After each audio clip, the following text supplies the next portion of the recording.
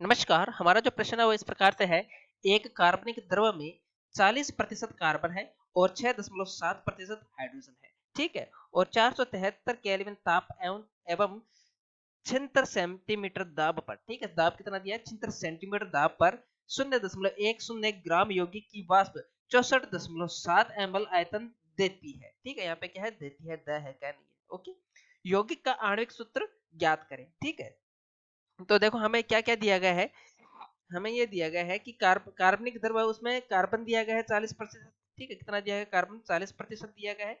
Hydrogen दिया गया है, कितना प्रतिशत दिया गया, 6.7%। हमें पता है प्रतिशत जो होता है अधिकतम कितना होता है, 100% होता है। तो बाकी बचा हुआ क्या है, इसमें कार्बनिक द्रव में ऑक्सीजन होगा। ठीक है, ऑक्सीजन कितना होगा, ऑक्सीजन कितना होगा, 100 में से ये घटा दो बस।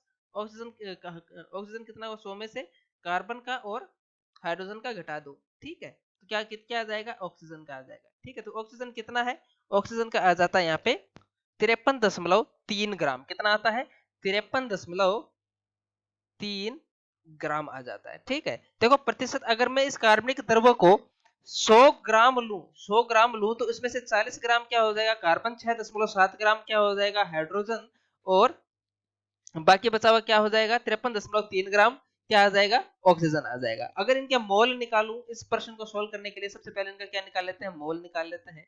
तो मोल क्या होता है, मोल होता है n बराबर दिया गया मास या द्रव्यमान बट्टे मोलर द्रव्यमान। ठीक है, क्या, मोलर द्रव्यमान। ठीक है, तो n बराबर, देखो दिया गया मास कितना हो गया, इनका 40 ग्राम हो गया कार्बन के लिए। कार्बन के लिए कितना है, 40 है। तो n बराबर कितना हो जाएगा, 40 बट्टे मोलर द्रव्यमान कार्बन का कितना होता है, 12 होता है। तो इसका कितना आ जाएगा, यहाँ पे कार्बन का आ जाएगा 3.33 मोल हो जाएगा। ठीक है, इसी प्रकार से हाइड्रोजन का ज्ञात कर लेते हैं। हाइड्रोजन का देखो कितना दिया गया है, हाइड्रोजन का हमें दिया गया 6.7 दिया गया है। और होता कितना है, इसका मोलर द्रव्यमान कितना होता है, 1। तो इसका जो है मोल आ जाता है, कितना आ जाता है, 6.7 मोल आ जाता है। ठीक है, और इसी प्रकार से ऑक्सीजन का, ऑक्सीजन के लिए हम देखते हैं कि हमें कितना दिया गया है, 53.3 दिया गया है। और इसका मोलर द्रव्यमान कितना होता है, 16 होता है। तो यहाँ पे आ जाता है कितना, 3.33 मोल ऑक्सीजन हो जाता है। ठीक है, तो इसका देखो मोल हमने निकाल लिया, तो मोल के संदर्भ में हम क्या लिख लेंगे, इसका मूलानुपाती सूत्र लिख लेंगे। क्या लिख लेंगे, मूलानुपाती, मूलानुपाती सूत्र। ठीक है, क्या लिखेंगे, मूलानुपाती सूत्र लिखेंगे। अब देखो क्या क्या है, कार्बन है, हाइड्रोजन है और ऑक्सीजन है। कार्बन के मोल कितने, कार्बन के मोल है 3.33, कितने हैं, 3.33 है। हाइड्रोजन के कितने, 6.7 है। ऑक्सीजन के कितने, 3.33 मोल है। ठीक है, अब इनमें से जो सबसे छोटी संख्या है उसको देखते हैं, और उससे सब सारे के सारे इन सबको क्या कर देते हैं, डिवाइड कर देते हैं। सबसे छोटी संख्या कितने है, 3.33 है। ठीक है, तो 3.33 से सबको डिवाइड कर देते हैं, भाग दे देते हैं सब में। ठीक है, तो यहाँ पे जो आता है वो क्या आता है, ये हो जाता है 1, क्या हो जाता है, ये हो जाता है लगभग लगभग 2, और ये हो जाता है 1। तो यहाँ पे जो मूलानुपाती सूत्र जो आता है वो आता है कार्बन 1, हाइड्रोजन 2, ऑक्सीजन 1, जिसे हम लिख सकते हैं CH2O लिख सकते हैं। ठीक है, अब मूलानुपाती सूत्र हमने निकाल लिया। अब इसका निकाल लेते हैं मूलानुपाती सूत्र का मोलर द्रव्यमान। क्या निकालते हैं, मोलर, मोलर द्रव्यमान। ठीक है, तो इसका मोलर द्रव्यमान कितना हो जाता है, कार्बन का कितना होता है, 12, कार्बन है कितना, 1, तो 12 गुना 1 प्लस हाइड्रोजन का कितना होता है, 1, कितने हाइड्रोजन है, 2, प्लस ऑक्सीजन का कितना होता है, 16, कितना ऑक्सीजन है, 1, तो बराबर हो जाता है कितना, लगभग लगभग हो जाता है 30 ग्राम पर मोल। ये हमने क्या निकाला, इसका मोलर द्रव्यमान निकाला है। ठीक है, तो यौगिक का सूत्र जो होता है, यौगिक का सूत्र वो किस प्रकार से होता है, वो होता है किसके बराबर होता है, मूलानुपाती सूत्र गुणा n। क्या होता है, मूलानुपाती, मूलानुपाती सूत्र गुणा n। ओके, ठीक है, तो यहाँ पे n बराबर क्या होता है, n बराबर होता है यौगिक का मोलर द्रव्यमान, यौगिक का मोलर द्रव्यमान बट्टे यौगिक का, बट्टे मूलानुपाती सूत्र का, मूलानुपाती सूत्र का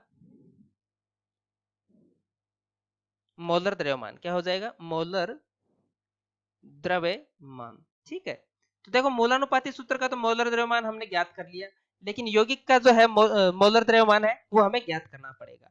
ठीक है, तो हमें जो है क्या करते हैं, अभी यौगिक का मोलर द्रव्यमान ज्ञात करते हैं। ठीक है, यौगिक का मोलर द्रव्यमान क्या करते हैं, मोलर द्रव्यमान।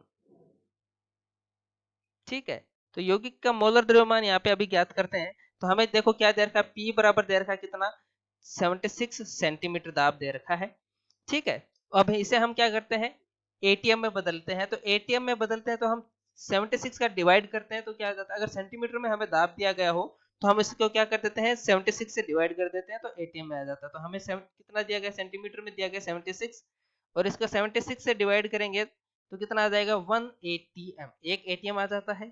ठीक है, वी आयतन हमें दिया गया है क्या, कितना दिया गया है, 64.7। ठीक है, कितना दिया गया है, 64.7 दिया गया है। एमएल में दिया गया है तो इसे हम किस में बदल लेंगे, लीटर में बदल लेंगे तो कितना हो जाएगा, 64.7 बट्टे 1000 लीटर हो गया। ठीक है, अब देखो इसका वेट हमें दिया गया है कितना, 0.1 ग्राम का दिया गया है। ये देखो यहाँ पे दिया गया है प्रश्न में 0.1 ग्राम दिया गया है। ठीक है, और टेम्परेचर हमें दिया गया है कितना, 473 केल्विन का दिया गया है। जो टेम्परेचर ये जो रहा टेम्परेचर 473 केल्विन का दिया गया है। ठीक है, तो यहाँ से हम लगा देते हैं पी वी बराबर एन आर टी। ठीक है, और एन बराबर क्या होता है हमें पता है, द्रव्यमान बट्टे मोलर द्रव्यमान।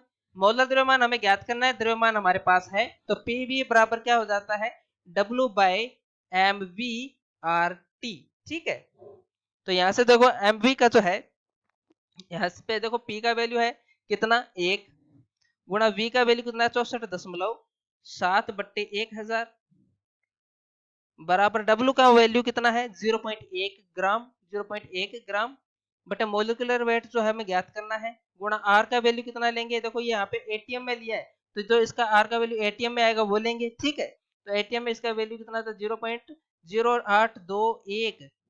ठीक है, ये एटीएम इंटू लीटर में होता है। ओके, वी भी हमने किस में लिया, लीटर में लिया है। ठीक है, तो टी कितना है, टी भी किस में है, 473 में आ गया। ठीक है, यहाँ से जो मोलिकुलर वेट का जो वैल्यू आता है इस एमडब्ल्यू का, वो कितना आ जाता है, वो आता है लगभग लगभग कितना, 60.02। कितना आता है, 60.02, तो ये लगभग लगभग हो जाता है 60 ग्राम पर मोल। ठीक है, 60 ग्राम पर मोल का क्या हो जाता है, मोलिकुलर वेट हो जाता है। ठीक है, अब हमें पता चल गया कि जो मोलिकुलर वेट है वो कितना है, 60 ग्राम पर मोल है। और जो है जो है यौगिक सूत्र कैसे निकालेगा, मूलानुपाती सूत्र गुणा n, और n का वैल्यू कैसे निकालेंगे, n का यौगिक का मोल द्रव्यमान बटे मूलानुपाती सूत्र का द्रव्यमान। ठीक है, तो मूलानुपात n का वैल्यू हम निकाल लेते हैं, n बराबर क्या हो गया, यौगिक का मोलर द्रव्यमान बट्टे मूलानुपाती सूत्र का मोलर द्रव्यमान। मूलानुपाती सूत्र का कितना है, 30 आया था, तो बट्टे 30, तो बराबर कितना आ जाता है, 2। ठीक है, तो n का वैल्यू कितना आ गया, 2 आ गया। ठीक है, कितना आ गया, 2 आ गया। तो अब देखो जो ये मूलानुपाती सूत्र है इसको 2 से हम क्या कर देंगे, गुणा कर देंगे। ये रहा यहाँ पे मूलानुपाती सूत्र, तो CH2O इसको हम क्या कर देंगे, 2 से गुणा कर देंगे। ठीक है, तो यहाँ पे क्या आ जाता है, यहाँ पे जो आ जाता है C2H4O2। ठीक है, यौगिक का जो सूत्र आ जाता है वो क्या आ जाता है, C2H4O2। यही हमारे प्रश्न का उत्तर है। तो हमारे प्रश्न का जो ये आणविक सूत्र है, यौगिक का आणविक सूत्र कितना आ जाता है, C2H4O2। धन्यवाद।